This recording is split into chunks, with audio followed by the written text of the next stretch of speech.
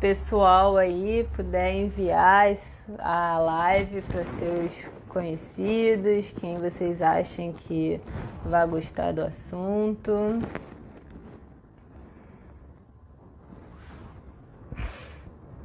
Esperar só mais 2 minutinhos enquanto o pessoal entra. Vocês podem enviar com aviãozinho para quem vocês acham que vai gostar. Esperar mais 1 minutinho aí para ver se entra mais alguém para a gente começar a conversar.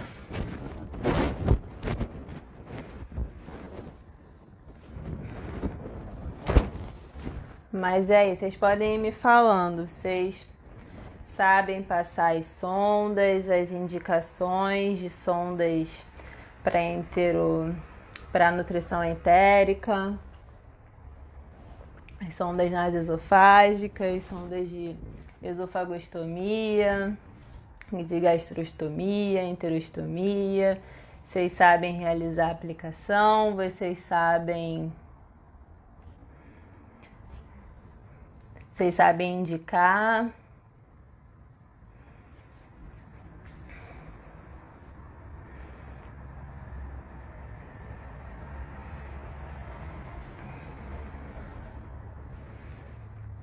Então, 6h20, já dei 5 minutinhos aí pro pessoal entrar. Acho que a gente pode começar a conversa, né? Então, quem tiver dúvida, pode mandar as perguntas aqui, tá? Se eu não responder todas, porque pode passar aqui enquanto eu estiver falando e não ver, pode me mandar por direct, tá? Ou nas caixinhas de pergunta que eu sempre deixo nos stories, que eu respondo, tá? Sempre respondo todo mundo. Então é isso, vamos começar. Então eu propus hoje, falar um pouquinho sobre as sondas. Vamos focar um pouco mais nas sondas de nutrição, né? As sondas esofágicas, as sondas do trato gastrointestinal, que eu vejo uma grande dificuldade na indicação e até mesmo na colocação, né? Eu acho que os clínicos, é muito importante, clínico, plantonista, saber colocar as sondas esofágicas, a sonda esofágica principalmente, né? É um procedimento simples, apesar de precisar de uma anestesia, né? É um procedimento simples que pode agregar valor ao seu plantão, né? Aumentar a sua porcentagem ali no plantão e auxiliar no tratamento daquele paciente, né? Eu acho que as sondas, elas são muito pouco indicadas e aí acaba a gente tendo a administração de alimentação por seringa, né? Alimentação forçada e acaba estressando mais o animal, né? Principalmente os gatos, que são animais que estressam mais fácil. Então, se a gente tem as sondas, né? Por que não utilizar e indicar da forma correta, né? Acho que isso é muito importante. Então vamos começar falando das sondas nasoesofágicas, né? Que a gente tem que pensar, animais anoréticos, animais que não estão se alimentando, que estão com alguma patologia, que não estão querendo se alimentar, com desnutrição, a gente tem algumas opções de sonda, né? A gente tem as sondas nasoesofágicas, as sondas de faringostomia, de esofagostomia, as sondas de gastrostomia e as de enterostomias, né? E é muito importante a gente saber o momento correto de indicar cada uma delas, para auxiliar um melhor tratamento, a melhor nutrição, e com isso a gente tem uma recuperação melhor dos nossos pacientes, né? As sondas nasoesofágicas, elas são aquelas que são mais simples de serem colocadas, né? E elas têm uma boa aceitação pelo paciente, normalmente elas não precisam nem de sedação, a gente consegue fazer com o animal acordado, somente com a colocação de um spray de lido ali na cavidade nasal. Não vou entrar muito nas técnicas, tá, de como colocar. Eu quis focar mais aqui nas indicações, porque para as técnicas seria bom a gente ter um slide, né, para apresentar fotos dessas técnicas, porque só falando assim fica difícil de visualizar, né? Então, essas sondas nasoesofágicas, elas são indicadas para animais que não estão se alimentando muito bem, tá? São as de mais fácil colocação, as que têm melhor aceitação pelo paciente. Tanto ela quanto as outras sondas, elas permitem que o animal se alimente de forma natural, né? Então, eu consigo fazer alimentação pela sonda e se o animal, conforme for melhorando, progredindo o quadro clínico e ele voltar a se alimentar, não vai ter nada impedindo isso, né? A sonda nasoesofágica, ela é a que o pessoal costuma preferir colocar por ser a de mais fácil colocação, né? Mas ela tem como grande desvantagem que a gente só consegue colocar poucas quantidades de alimento, né? Então a gente não consegue fornecer a quantidade ideal de carboidratos, de proteínas, de calorias para esse paciente, tá? E também não consegue administrar medicamentos pelas sondas, por exemplo, tá? Então, apesar das facilidades de colocação e de manuseio, de limpeza, ela se torna ruim por conta disso. A gente não consegue fornecer as quantidades ideais de nutrientes que esse paciente precisa para se recuperar, tá? Porque a gente utiliza sondas de calibre muito fino, tá? A colocação dela não é difícil, é uma colocação fácil. A gente consegue fazer com o animal acordado, tá?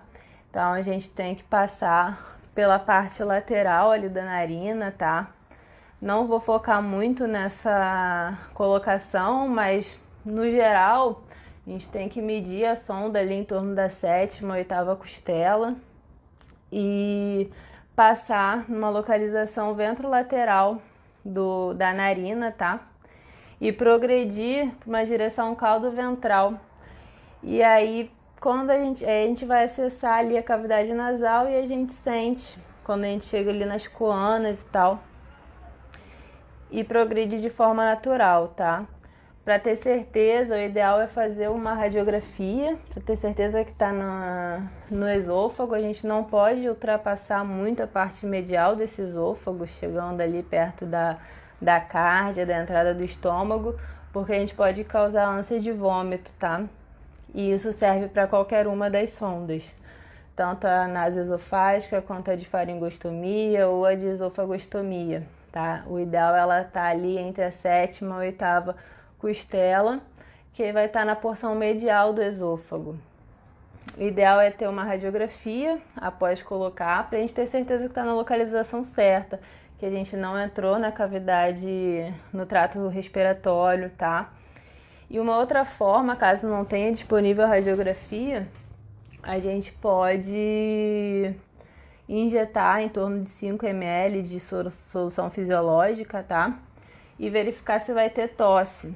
Caso não tenha tosse, é porque a gente colocou no local certo, tá? Mas a radiografia, ela vai ser sempre o método preferível para a gente avaliar, tá? E aí,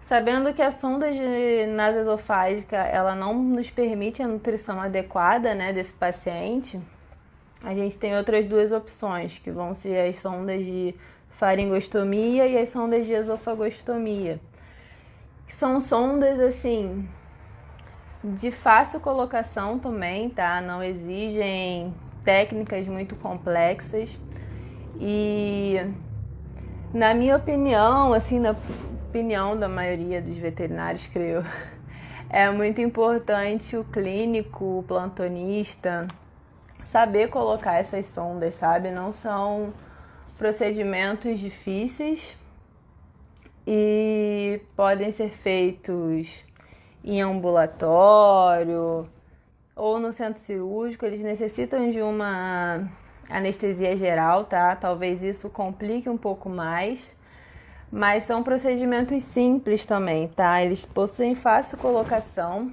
eles vão ser indicados nos casos que eu tenho alteração de cavidade oral, em casos de fratura de mandíbula, neoplasias em cavidade oral, pós-operatórios de cirurgias em cavidade oral, como nos casos de mandibulectomia, por exemplo, tá? Fenda palatina. Esses casos que o animal ele não vai poder se alimentar por um certo período, né? No pós-operatório, ou em casos até mesmo de alguma outra patologia que acometa a cavidade oral, ou animais que não estão querendo se alimentar por alguma outra patologia. Essas sondas a gente pode manter elas por meses, tá? Desde que seja feita a limpeza adequada ali da região onde a gente incisa a sonda. E lembrar de sempre passar, ela pode ser mandada para casa com a sonda. É importante sempre informar o proprietário, né? Orientar esse proprietário sobre a limpeza ali da incisão onde foi colocada a sonda, da necessidade da passagem de um bolus, de uma seringa de soro ou de água para limpar essa sonda e não deixar nenhum resquício de alimento nela, para que não vá favorecer a contaminação por ter resquício de alimento, tá? Então essas sondas elas nos permitem realizar uma alimentação mais calórica, uma alimentação mais proteica, em grandes quantidades, porque eu posso passar sondas com calibres maiores, tá? Então eu consigo passar alimento mais pastoso, alimentos mais calóricos, que vão auxiliar mais na recuperação desse paciente, tá? As sondas de faringostomia, elas são passadas ali na região da faringe, né, no pescoço, na região cervical, lembrando de sempre utilizar a técnica mais asséptica possível, tá? Como se fosse realmente um procedimento cirúrgico, porque não deixa de ser, tá? Apesar de ser simples. Então, a de faringostomia vai ser passada ali na região da faringe, a gente vai entrar pela cavidade oral, por isso a gente precisa do animal estar anestesiado. Anestesia geral, porque senão ele pode fechar a boca ali no seu dedo e acabar te mordendo e te machucando, tá? Então ele tem que estar anestesiado com algum instrumento, alguma coisa que vá fazer a boca dele ficar aberta, tá? E aí a gente vai localizar ali a região da faringe por dentro da boca e com uma pinça, deixa eu só botar o carregador aqui só. E com uma pinça hemostática, uma pinça curva, a gente vai pressionar ali a região da faringe para a pele, tá?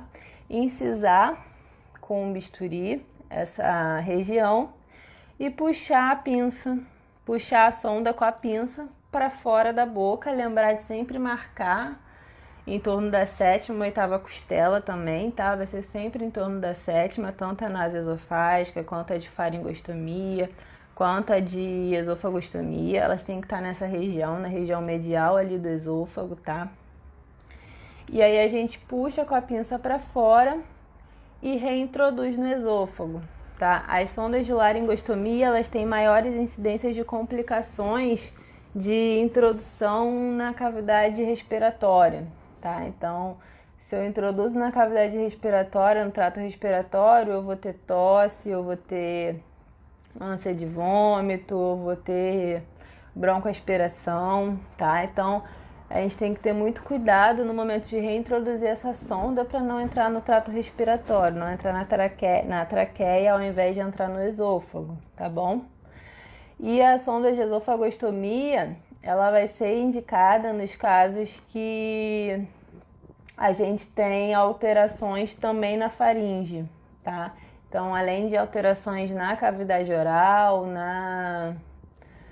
a gente também tem alterações na faringe que vão impedir a sonda de faringostomia, tá? Eu acabo usando sempre a sonda esofágica, a colocação vai ser semelhante à de faringostomia, só que vai ser mais caudal, né? A gente vai incisar diretamente no esôfago e não na laringe, na faringe, desculpa. Mas o procedimento é exatamente o mesmo. A gente entra com uma pinça por dentro, localiza ela, pressiona ela para a pele, incisa, puxa para fora e reintroduz no esôfago, tá? Lembrar que tanto a sonda nasoesofágica quanto a de faringostomia e a de esofagostomia, elas não podem ser usadas em animais que possuam alterações esofágicas, tá? Sejam primárias ou secundárias, megaesôfago, esofagites, pós-operatórios de cirurgias esofágicas como corpo estranho, tá? Nenhum caso que eu tenha uma alteração em esôfago, eu posso utilizar essas sondas, tá? E aí, se eu tenho alteração em esôfago, aí eu vou partir para um outro tipo de sonda. Vou partir para as sondas de gastrostomia ou de enterostomia, tá? As sondas de gastrostomia, e aí essas duas, elas já são mais invasivas, tá? Já necessitam realmente da necessidade de um cirurgião para sua colocação, tá? Porque eu vou precisar ter acesso da cavidade abdominal na maioria dos casos, tá? Então a gente precisa realmente agora de um cirurgião, tá bom? As sondas de gastrostomia, tanto de gastrostomia quanto as de enterostomia, a gente tem que lembrar que a gente não pode retirar elas antes de 7 dias, tá? Porque eu necessito que ocorra a fixação do estômago ou do intestino na parede abdominal, tá? Então, eu vou realizar uma gastropexia ou uma enteropexia e a gente não pode retirar antes de 7 dias, porque senão não tem essa aderência. E aí, se eu retiro antes de 7 dias, eu posso ter extravasamento de conteúdo gástrico ou de conteúdo intestinal para a cavidade abdominal. E aí eu vou estar podendo causar uma peritonite séria nesse animal, tá? E aí eu vou ter outras complicações, podendo levar a sepse por conta dessa peritonite, tá? As sondas de gastrostomia, a gente tem alguns tipos de colocação, tá? A gente pode colocar por videolaparoscopia, a gente pode colocar às cegas, por gastrotomia às cegas, ou pelo flanco, ou por celiotomia. As cirurgias abertas por celiotomia, normalmente elas vão ocorrer por conta de quando a gente vai realizar biópsia, ou em casos de cirurgias intestinais, tá? E aí que a gente já vai necessitar abrir essa cavidade abdominal. E aí a gente já introduz as sondas de gastrostomias, tá? Então essas sondas, elas são indicadas quando a gente tem que saber indicar quando eu tenho alterações no trato digestório superior, tá? E o animal não consegue se alimentar. Aí a gente vai indicar esses tipos de sonda, tá bom? A colocação às cegas, ela não é indicada para cirurgiões inexperientes, tá? Porque elas têm grandes riscos de erro cirúrgico mesmo. E a gente não consegue realizar a gastropexia. Então, as chances de eu ter extravasamento de conteúdo estomacal e ocorrer peritonite por conta disso são muito maiores do que as outras técnicas, tá? A técnica pelo flanco é uma técnica mais simples e a gente consegue visualizar o estômago de modo fácil e a gente consegue realizar a gastropexia, a gente consegue realizar a colocação da sonda de forma mais fácil, mais rápida e com menos invasão ali intraabdominal, tá? Menor do que quando a gente precisa realizar uma celiotomia. Por videolaparoscopia, ela se torna um pouco mais vantajosa do que a gastrostomia às cegas, porque a gente consegue visualizar, né, o que a gente está fazendo através do endoscópio. E com a insuflação do estômago que é necessária, a gente consegue também desviar os órgãos próximos ali, o baço principalmente, o mesentério, que correm risco da gente conseguir romper, da gente poder romper ou incisar de forma iatrogênica quando a gente faz as cegas, a técnica, tá?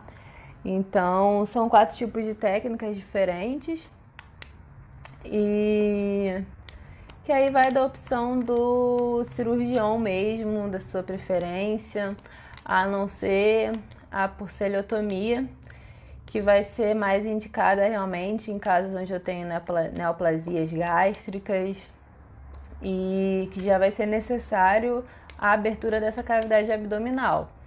E aí vai ser a técnica preferível para ser feita, porque eu tenho acesso à cavidade abdominal, eu visualizo tudo que eu estou fazendo, eu faço uma gastropexia, que é a fixação do estômago na parede abdominal, né? De uma forma mais correta, mais certeira do que as outras técnicas, tá?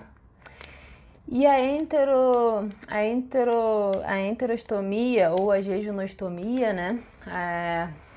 A sonda ela vai ser colocada na porção do jejuno, nessa técnica. Ela vai ser indicada quando eu tenho alterações no estômago, grandes alterações no estômago, como grandes neoplasias, e a sonda de gastrostomia ela não pode ser colocada também. E, consequentemente, se eu tenho grandes alterações no estômago, no duodeno, eu também não posso colocar sondas no trato digestório superior, né? Porque não vai ocorrer a correta alimentação desse animal, né?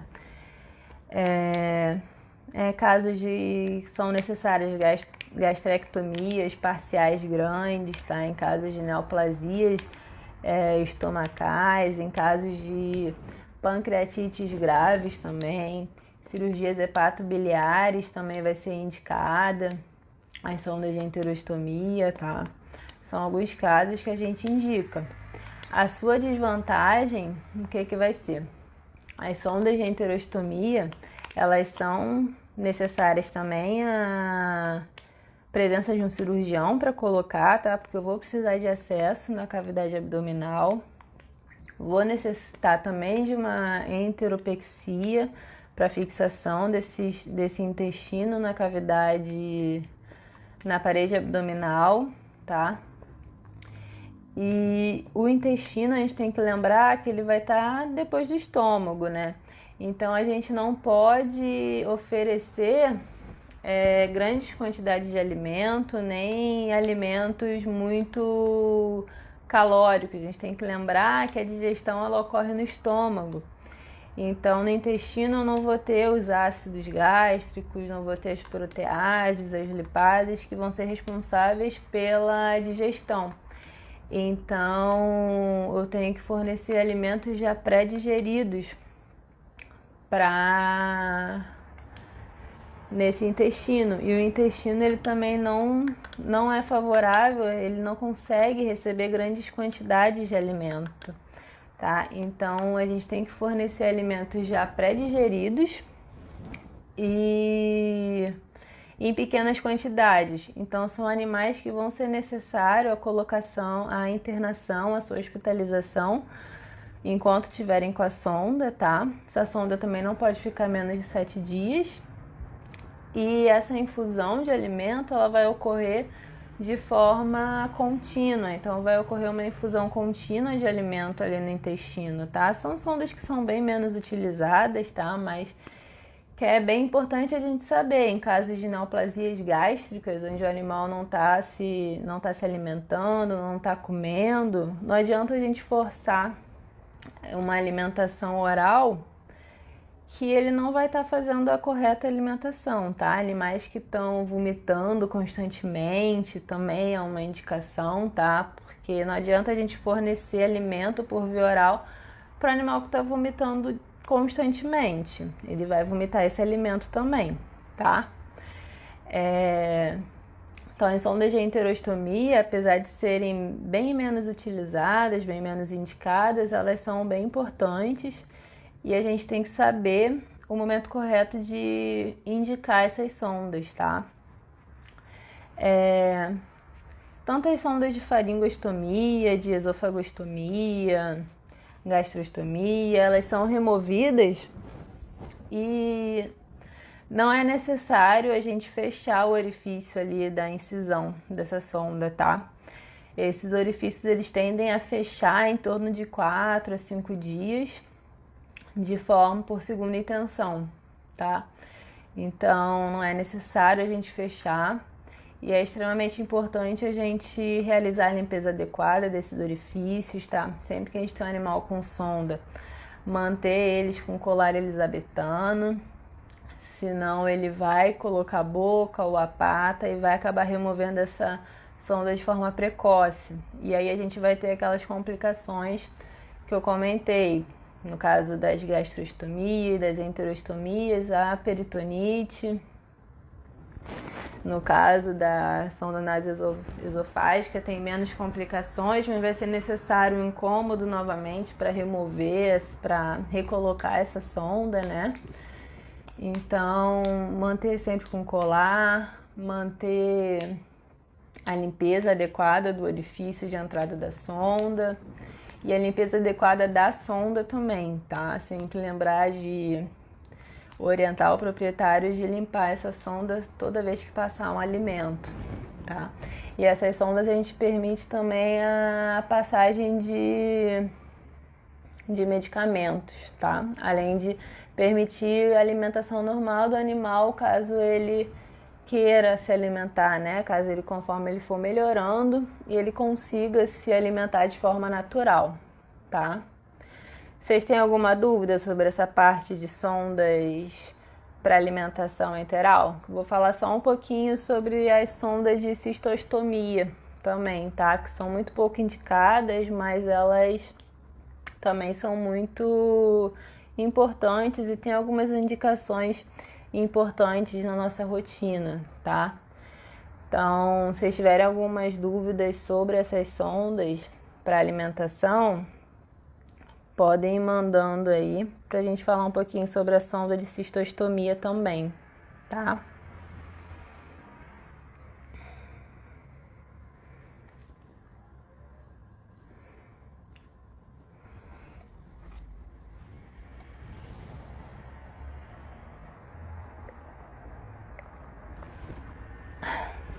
Nenhuma dúvida sobre essa parte? Então eu vou falar um pouquinho sobre a sonda de cistostomia, tá? Na parte de trato urinário, eu não vou falar sobre as sondas urinárias, né, as sondas uretrais, porque são procedimentos ambulatoriais, mas fáceis de serem realizados, tá? Apesar das sondas em fêmeas serem mais difíceis de visualização, para sua colocação. A sonda de cistostomia, que eu acho que falta um pouquinho de indicação, tá? A sonda de cistostomia, ela vai ser colocada mais ou menos semelhante com a sonda de gastrostomia por celetomia, tá? A gente necessita fixar essa bexiga na parede abdominal do mesmo jeito, para não ocorrer extravasamento de urina na cavidade abdominal, tá? E aí a gente pode causar um uroperitônio, por exemplo. E aí elas vão ser indicadas em casos de neoplasias no trígono vesical, por exemplo, em casos onde a gente não tem a possibilidade de, quando o animal não está urinando, quando tem alguma obstrução na uretra que não está permitindo que o animal urine. E isso pode levar a aumento de ureia, de creatinina, por conta da permanência de metabólitos tóxicos no organismo, tá? E aí as sondas de cistostomias, elas vão ser indicadas nesses casos. A última vez que eu coloquei foi num animal que tinha neoplasia no trígono vesical. A gente operou ela para coletar o material para biópsia, enviamos para biópsia e colocamos a sonda de cistostomia. Ela não urinava, ela tinha uma bexiga enorme, assim, porque ela estava dias sem urinar. E aí, colocando a sonda de cistostomia, a gente consegue eliminar essa urina. O animal não permanece com a urina ali, podendo ter chance de ruptura até dessa bexiga, tá? E a gente consegue aguardar um pouco mais, esperar sair o resultado de biópsias, por exemplo, né, como nesse caso, para prosseguir com um tratamento ou quimioterápico ou tratamentos mais agressivos, como foi um caso uma vez que eu operei que necessitou de uma cistectomia total, tá? E aí a gente removeu a bexiga e fez uma neobexiga com o estômago, tá? São casos mais agressivos, mais raros, mas são às vezes necessários, tá? Então, as cistectomias, cistostomias, elas têm que ser indicadas nesses casos. Em casos, por exemplo, de atonia vesical, por alterações neurológicas, também podem ser indicadas, tá? Que mais? E assim como as de gastrostomia, enterostomias, elas têm que permanecer por pelo menos 7 dias, tá? Para que a gente ocorra a fixação ali da aderência da cistopexia na parede abdominal, tá bom? Eu acho que era isso que eu tinha para falar hoje. Cerca de meia hora aí de live, né? Não sei se alguém tem alguma dúvida. Lembrar que a gente tem um canal lá no Telegram, que eu sempre mando alguns casos, mando primeiro lá, depois eu posto no Instagram. Mandei um artigo lá no Telegram também, um artigozinho que eu vi hoje, falando sobre a utilização das sondas de nutrição enteral. Esse artigo falava também sobre os cálculos para alimentação enteral, tá? Para fornecimento de alimentação. O link tá lá na bio para quem quiser entrar no canal, tá? Tem também o canal lá no YouTube. Isso, Ana, entra lá no Telegram. Posto bastante coisa lá também antes de postar aqui às vezes, tá? Acho que é isso por hoje. Ficou alguma dúvida? Alguém tem alguma pergunta? O link do canal do Telegram tá na bio, tá? Telegram, do YouTube, e tem um e-book lá também para vocês. Acho que é só isso. Se ninguém tiver alguma dúvida, eu vou encerrar por hoje. Espero que tenham gostado, e se tiver ficado alguma dúvida, vocês podem mandar lá no direct. Eu vou deixar uma caixinha de perguntas, eu vou pedir para vocês me darem sugestões de temas para as próximas lives, tá? O que vocês gostariam de ouvir aqui, de eu falar, pra gente fazer uns temas assim, mais de acordo com o que vocês gostariam de ouvir de mim, tá bom? Vê lá, Ana, beijo. Vou encerrar aqui por hoje então, tá? Vou aguardar a sugestão de vocês lá nas histórias e aguardo vocês lá no Telegram então. Beijinhos, espero que tenham gostado. Até a próxima.